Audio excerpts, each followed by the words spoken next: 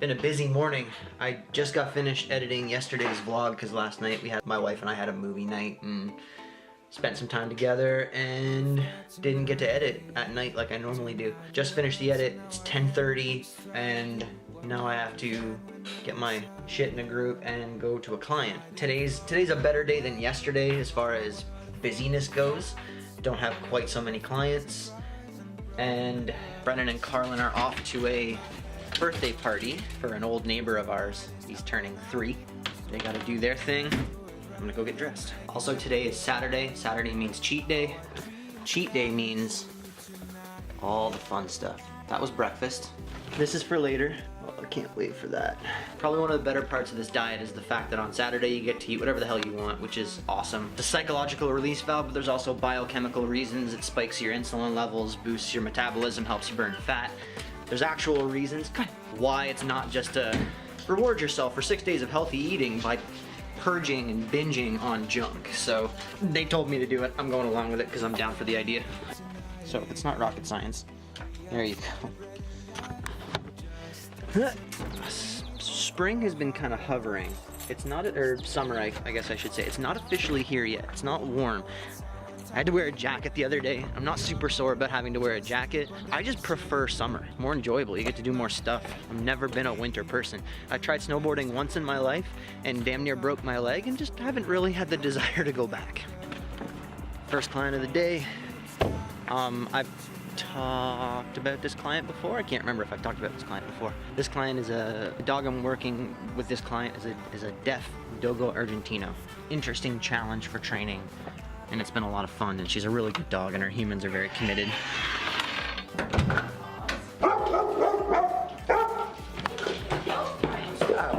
Hi. How's it going? Good. Missed my weekly Callie molestation, so. That's Callie.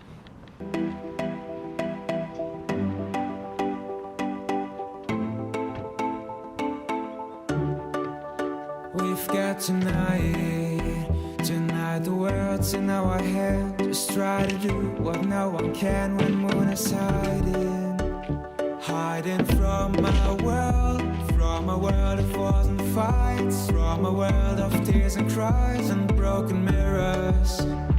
Take my hand and come with me. Tonight is our night, so come on, let's do it right and make it happen. Our dreams come true tonight.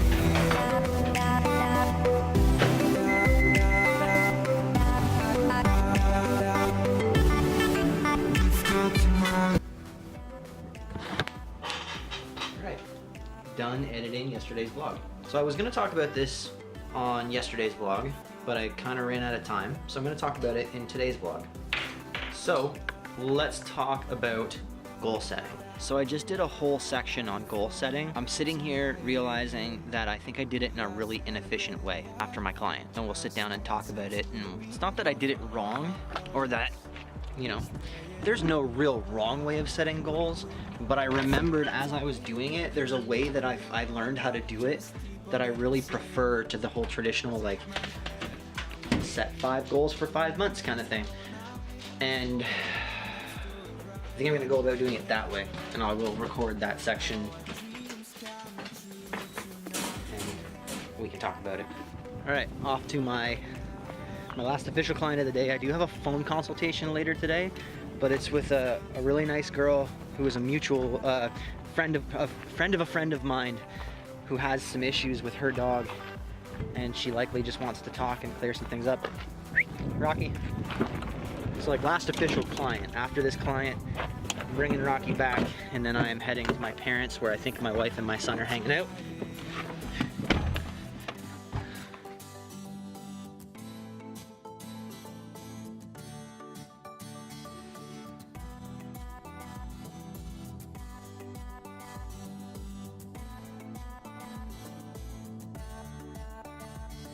Our dreams come true tonight.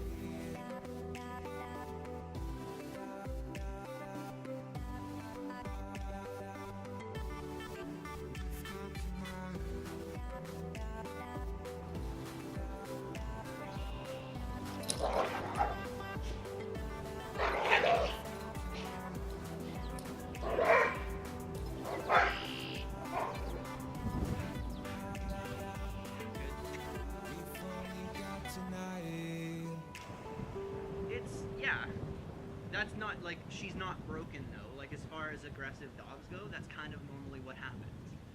Like, that's like getting stuck in a social setting and not knowing how to get your way out of it. She has no coping mechanisms yet. We've got tonight the world's in our head. Just try to do what no one can when moon is hiding. That session was pretty intense. Ellie's a pretty committed dog to, she's one of the few dogs where she actually has intent within her aggression. A lot of dogs that I deal with, it's defensiveness. Ellie has a little bit of intent to do harm in there. It's gonna take a little bit of time, but she'll likely come around. It's gonna be a matter of patience and consistency. One of the biggest things she's never learned is how to deal with those stresses. So we're done with that, done with clients for the day. Heading to my parents' house where Carlin and Brennan are hanging out. Carlin's taking my van because her car is in questionable condition. And I might as well bring you with me, huh? You deserve a little bit of a break, getting barked at the whole time, huh? I am carrying far too much stuff. Cheat day.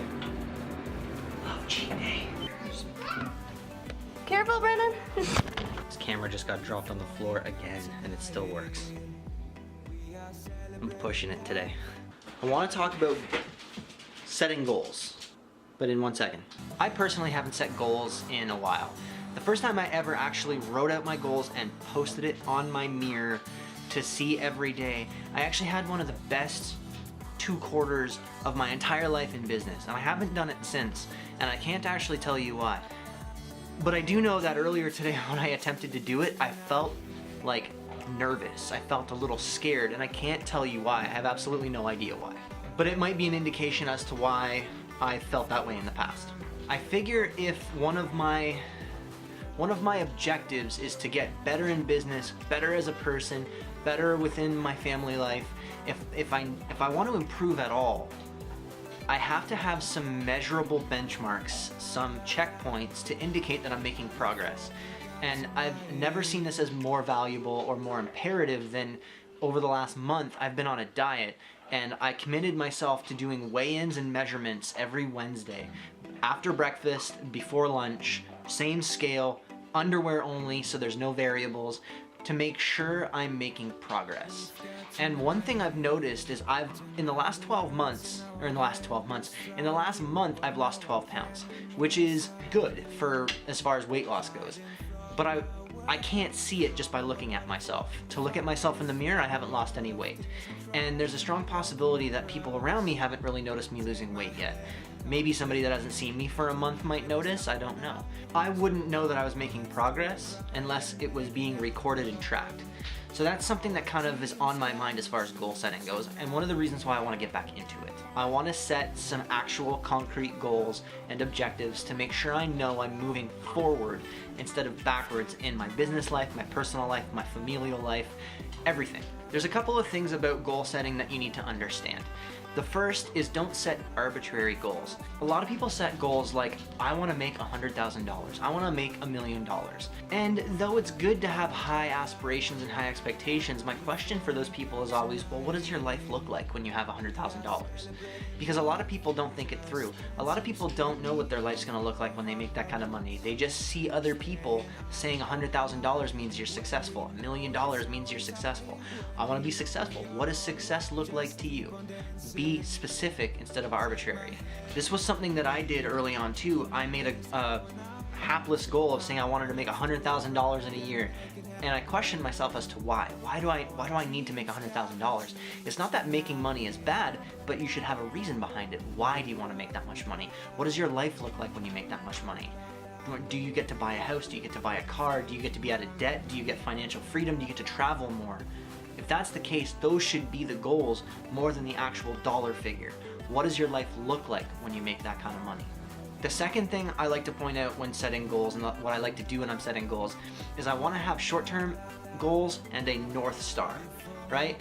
The idea becomes, this is where I want to be, right? Let's say this is my finish line, and this is where I'm at right now.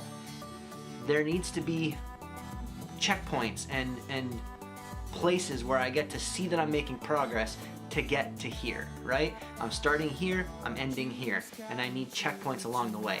These checkpoints are my short-term goals, and I normally set goals for 3 to 6 month intervals, and then I refresh and recap and see how those things are going and if I need to change them.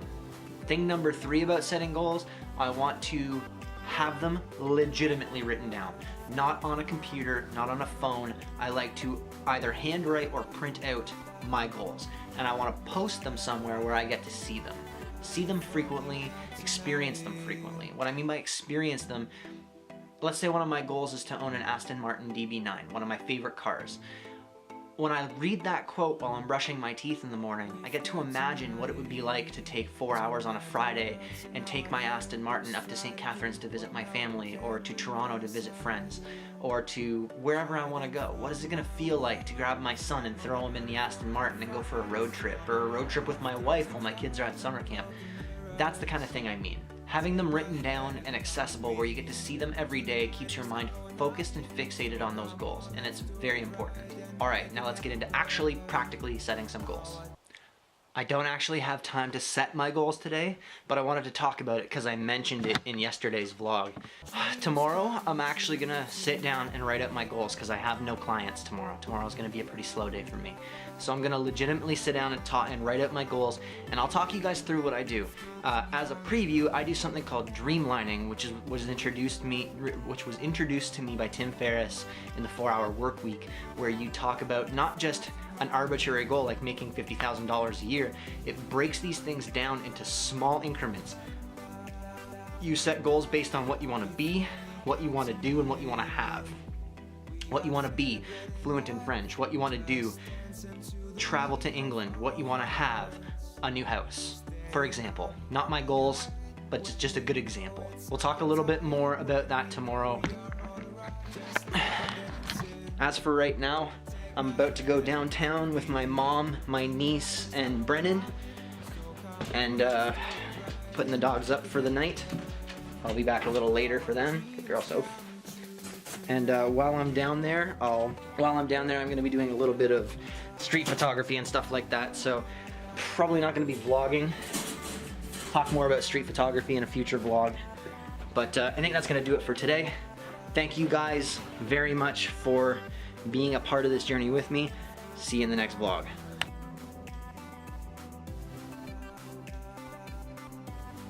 Hey, I want to thank you for watching the video. If you enjoyed it, don't forget to like, comment, and subscribe. Do that thing that you do on social media when you like the person that's making the social media. You know what it is. I shouldn't have to tell you at this point.